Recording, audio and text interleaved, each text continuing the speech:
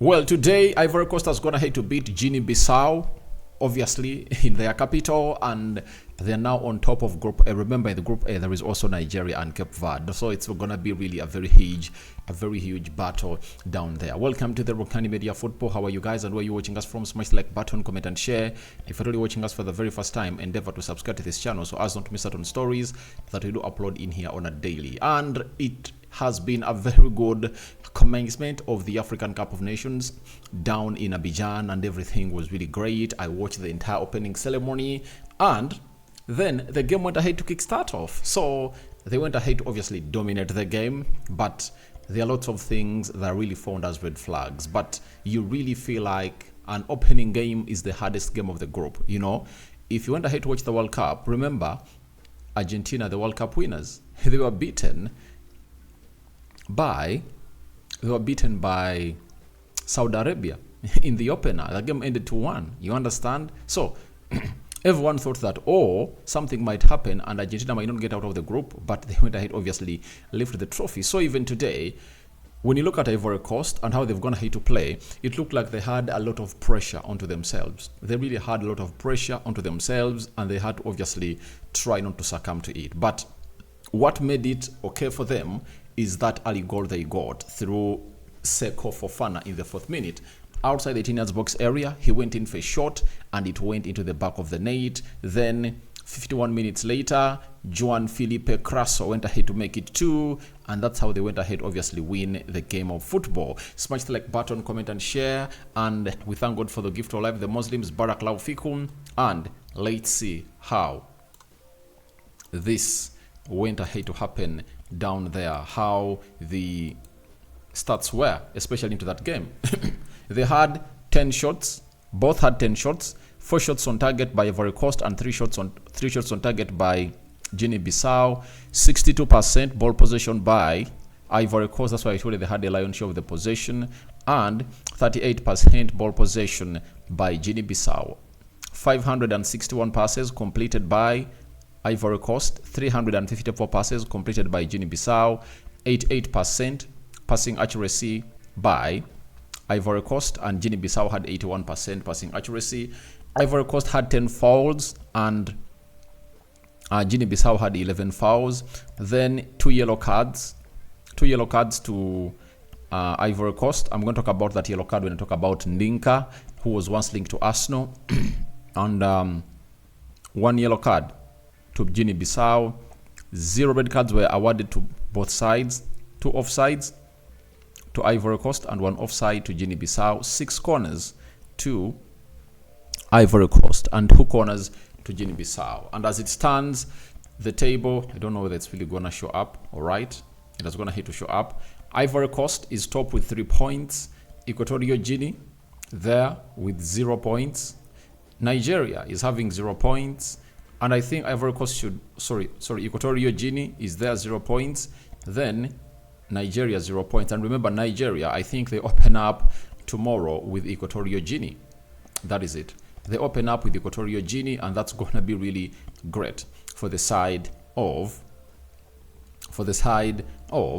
Nigeria, because it's going to be a huge game that we are going to see the likes of Victor Osimhen and very many others coming onto the grand stage of the African Cup of football. So it is really very good for Ivory Coast to win that game of football. And remember, they never had their center forward Sebastian Haller. You anticipate that Sebastian Haller comes in through, a lot will change.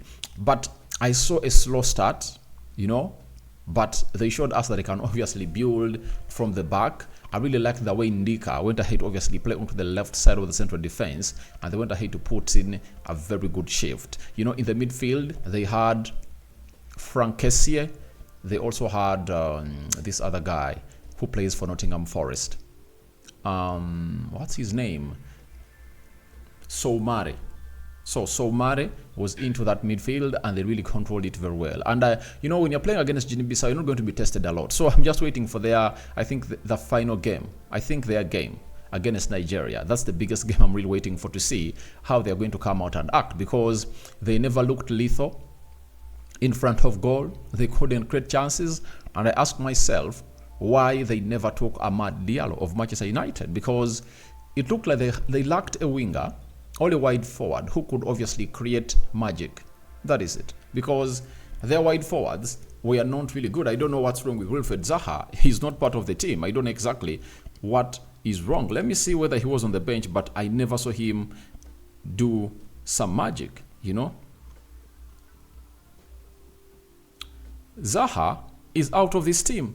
I don't know why Wilfred Zaha is out of the AFCON team of Ivory Coast, yet he would have been one of the most important people to obviously create what we call magic. You get?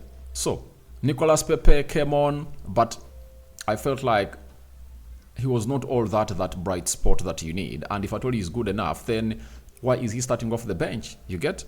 So, we wait and see how they are going to face other teams. But the African Cup of Nations has gone ahead to start in a huge gear. Ivory Coast have gone ahead to beat Guinea-Bissau by 2-0. And then today, Nigeria is going to play Equatorial Guinea, you know, at 17 hours. Then Egypt, Mohamed Salah comes in through at 20 hours. Ghana will close up the day with Cape Verde, you know. Then on Monday, Senegal comes into play, you know. Nicholas Jackson, Sadio Mane, Idrissa Gueye, and very many others. You know, they come into play as they host, as they play against Gambia. Cameroon will play, that is Andrea Onana. They will play against Guinea. You know, there are very many Guineas. There is Guinea-Bissau, there is Equatorial Guinea, and there is Guinea-Bissau, Equatorial Guinea, and there is this as the mother of all the Guineas, right? So that will also take place there. Algeria, Angola, that is on Monday. So that's how things are really gonna come into play. And very many more games are going to be coming in play, and I'm going to start obviously doing some previews for you about the African Cup of Nations and how they're really gonna pan out. Because I never came out and lead my preview of the African Cup of Nations and predictions, I think the favorites should be Morocco. Everyone is tipping Morocco as favorites because you know what they did at the World Cup. They are the best African team at the moment, and I know they are going to bring the same form. You know, Morocco has gone ahead to utilize a chance of getting in players from both France and Spain. You get, they're having Spanish players that grew up in Spanish academies. You know, do you know Abdi? Abdi is a player that was even at Barcelona. When you look at those, they've gone ahead to get away from France. You know, Sofiane Amrabat, you know, was in Netherlands. So they've gone ahead to mix up that squad, and it's really doing wonders for the side of them, and they are coming in through as favorites. And to me, they tick all boxes to be the favorites. But I wouldn't want to rule out Ivory Coast. Why? Ivory Coast has quality players, and they have experience. They play at big levels, and it will depend on how their manager goes ahead to obviously give them a mantle to operate better in there for you. If they are really given a very good management and tactics, they can obviously be part of the contenders. Then the other team is Egypt. Egypt with Mohamed Salah, you know, El Nini and very many other good players, you cannot rule them out. You cannot rule out Egypt because Egypt is one of those teams that have gone ahead to win this trophy very many times. And if at all they've been almost playing in finals, you know, then you don't rule them out because they missed out on a penalty. And by that time, they really had not built up a squad. And I think this time around, they've gone ahead to add in more young players that can obviously elevate their squad. So wait and see how that really pans out. Because a single Mohamed Salah, you know exactly what he does. Salah is really a killer. You know him and what he does. The other team I've gone ahead to think about is Senegal. Obviously, Senegal, you cannot rule them out. They're defending champions. I think this is the climax of their golden generation. The Sadio Manes, the goalkeeper. For the goalkeeper, he can stay a little bit longer. You know, Mendy. Then Khalid Koulibaly. And they have young stars like the Pameta Sarr, who plays for Tottenham Hotspur. You know him very well. So they're also having a very good squad that can come in front of his put in a challenge. So the big challenge is, will they defend the African Cup of Nations? That is the most important bit of it. And that's why we're here to obviously discuss about it. So the other one might be Nigeria. Yeah. But they have a problem. That front three they're really having, sorry, the forwards they're really having are really good. There is this guy. Victor Osimhen, we know that will lead the line. Then when you look at Chikwueze, when you look at this guy that plays at Leicester City, Ignacio, they're having like 3 center forwards who are really deadly. So I don't know how the manager is gonna fit them into that team.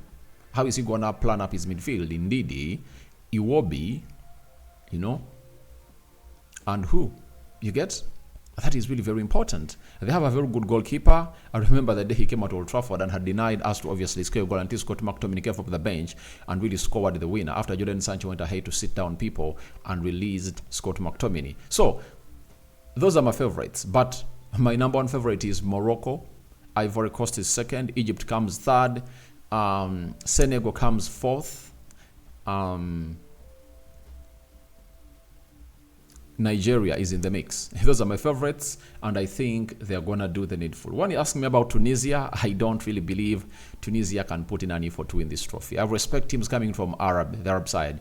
Algeria, yeah, they're having a good squad. They can also build on it, but I don't see them as my top 5 favorites. They cannot make my list. They cannot make the list of my top 5. So that has been it.